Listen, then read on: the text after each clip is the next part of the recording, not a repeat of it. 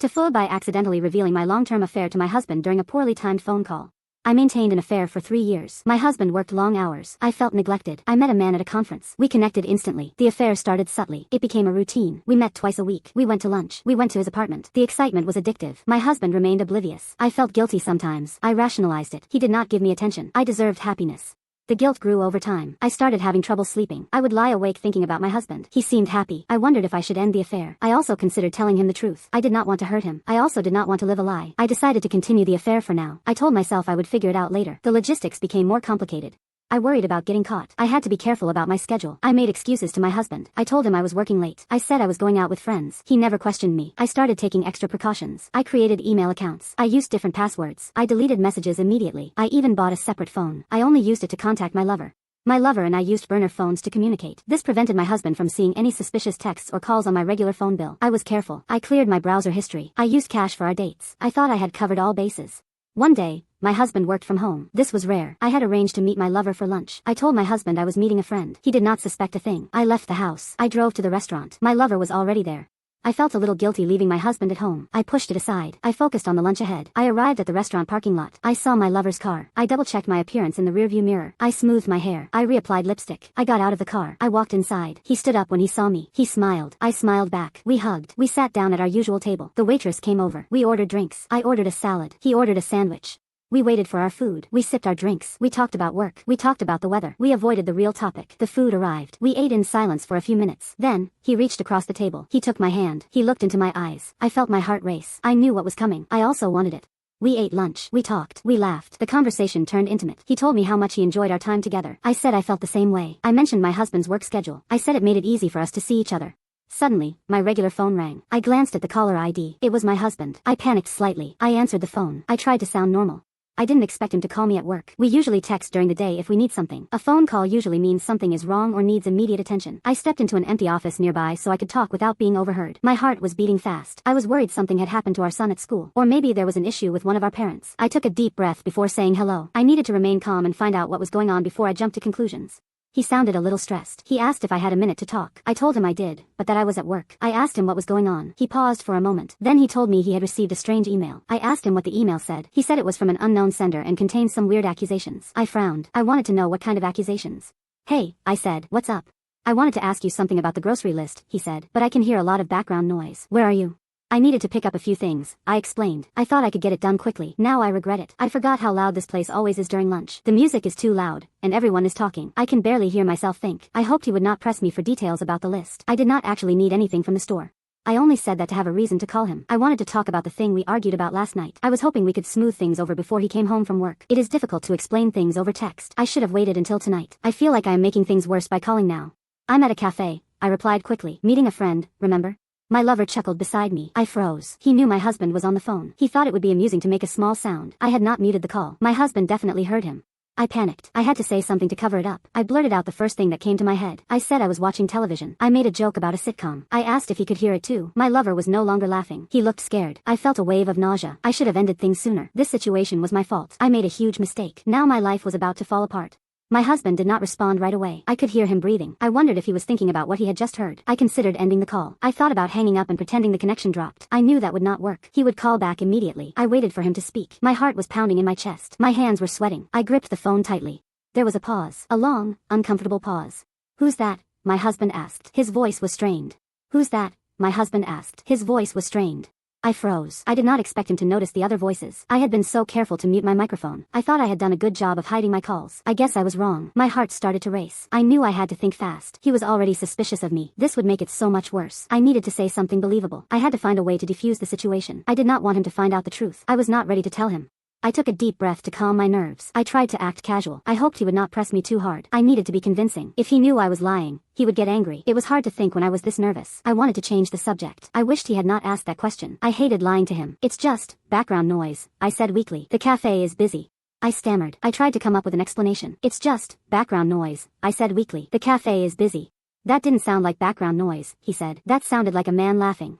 I paused the movie. I rewound it a little and played that section again. turning up the volume. This time, I focused intently, blocking out all other sounds in the room. There it was again, a low, distinct chuckle buried beneath the dialogue and sound effects. It was definitely a man's laugh. I felt uneasy and considered what it could mean. The movie was new and professionally produced. An accidental inclusion seemed improbable.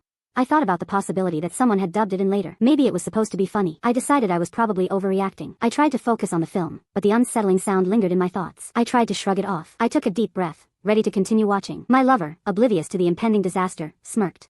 My lover, oblivious to the impending disaster, smirked. I attempted damage control. It's just someone at the next table, I said. You know how loud some people can be. I felt myself getting flustered. My face got hot and my hands started to sweat. I knew he did not believe me. I should have made up a better lie. I should have been more careful in the first place. Now, I risked losing his trust completely. He watched me, waiting for me to say something else. I could not think of anything that would make the situation better. I wished I could disappear. I did not respond right away. I needed to think about what I would say next. Anything I said could make things worse, but I knew I needed to say something. Staying silent would only confirm his suspicions. I finally decided to stick to my story. I hoped he would eventually believe me, even if he did not right now. I know what a man's laugh sounds like, my husband said. And I know you said you were meeting a female friend. I know what a man's laugh sounds like, my husband said. And I know you said you were meeting a female friend. I was trapped. There was no way to explain it away. I considered hanging up. I knew that would make it worse.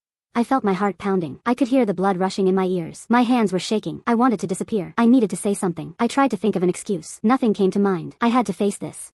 I took a deep breath. I tried to control my voice. I didn't want to sound guilty. I wanted to sound reasonable. I needed to buy some time. I wanted to think of a plan. It was not easy. I did not have a plan. I had made a big mistake. I hoped I could fix it. Okay, I said. Okay, fine. It's not what you think. Then what is it? He asked. His voice was dangerously calm. I didn't like his tone. I knew he would not like what I was about to say. I shifted my weight from one foot to the other. I stalled as long as I could. I hated having these kinds of conversations. He always acted like he was interrogating me. I knew he didn't trust me. I wished he would just believe what I told him. I was tired of the constant suspicion. It made me want to lie even when I wasn't. I knew he would push until he got an answer. I hated lying. I also did not want to deal with the fight that would come if I told him everything. I figured a partial truth was the best I could do in this situation. It was not a complete lie, but it also left out important information. Maybe he wouldn't ask any more questions. I hoped he would accept the explanation. I braced myself for his reaction. I took a deep breath. I decided to tell the truth, or at least part of it. I'm having lunch with a colleague, I said. A male colleague? I asked the question because I was confused about what she meant. She had been vague about who she was seeing. I wanted to understand the situation. It seemed like she was avoiding details. Maybe she felt guilty or ashamed. I needed her to be honest with me if we were going to fix things. I waited for her to explain. This was difficult to hear. I did not know what to say. I did not expect this. I felt betrayed and angry. I thought we were happy. I thought we had a good relationship. I now know that I was wrong. I do not understand how she could do this. I need to process what is happening. Yes. And you lied to me about it? I asked him this directly. He didn't say anything at first. He looked down at his hands, and then back at me. I needed an answer. I repeated the question again. He finally admitted that he had lied. He claimed he did not want to hurt me. He said it was a small thing, a little white lie. I did not believe him. I told him that lies erode trust. He insisted that he understood. I didn't want you to worry, I said. This was a lie. I didn't want him to know. Worry? Why would I worry about you having lunch with a male colleague? I wondered why he even asked. I have lunch with colleagues all the time. It's part of my job. Maybe he is insecure. I hate that he feels like he has to question me. It makes me feel like he doesn't trust me. This is not how relationships are supposed to be. I hate feeling defensive for doing normal things. He needs to understand that my work relationships are just that, work. There is nothing more to it. I do not want to have to constantly reassure him. I decided to stay calm. I explained that it was just a work thing. We discussed a new project. I mentioned other people were there too. I wanted to downplay the whole thing. I did not want to feed his insecurity. Hopefully, he would just drop it. This kind of thing makes me not want to share anything about my day. I need to feel like I can be open. Otherwise, what is the point of being together? I could hear the suspicion in his voice. I knew I had to say something. Anything. Because you get jealous easily, I blurted out. This was also a lie. My husband was not a jealous person. I was desperate. I'm not jealous, he said. I'm concerned that my wife is lying to me. Is there something going on between you and this colleague? I hesitated. This was the point of no return. I could deny it. I could try to salvage the situation, but I knew he would not believe me. Yes, I said softly. There is. Silence. A deafening silence. I could feel my lover staring at me. I avoided his gaze. How long? My husband asked. His voice was barely audible. 3 years, I whispered. The line went dead. He hung up. I sat there for a moment, stunned. My lover looked at me, bewildered. What just happened? He asked. My husband knows, I said. He knows everything. The rest of the day was a blur. I drove home. I found my husband sitting in the living room. He did not look at me. I want you to leave, he said. His voice was cold. Please, I said. Let me explain. There's nothing to explain, he said. You cheated on me for 3 years. Get out. I packed a bag. I left the house. I went to a hotel. I spent the night alone. I thought about what I had done. I regretted everything. The next few weeks were a nightmare. My husband filed for divorce. He refused to speak to me. My friends and family were shocked. They were disappointed in me. My lover, predictably, disappeared. He did not want to be involved in the fallout. I lost everything. My husband, my home, my friends, my reputation, all because of a stupid affair. I know I messed up. I betrayed my husband's trust. I hurt him deeply. I deserve the consequences. The divorce is now finalized. I live in a small apartment. I work a dead-end job. I am alone. The worst part is the guilt. I cannot shake the feeling that I ruined my life. I had a good thing. I threw it away for a fleeting moment of excitement. I have learned my lesson. I will never cheat on anyone again. I hope one day my husband can forgive me. I doubt it. So, the TIFU is revealing my affair to my husband in the worst possible way. A poorly timed phone call and a careless lover exposed my secret. I paid the price. I destroyed my marriage. I hurt the person I loved most. All because I made terrible decisions. Now I live with the consequences. I hope my story serves as a warning to others. Cheating is never worth it. The pain and destruction it causes are immeasurable. I am now in therapy. I attempt to understand why I made those choices. I focus on healing. I want to become a better person. I hope I can find happiness again. I know it will not be easy. I have a long road ahead of me. I regret everything.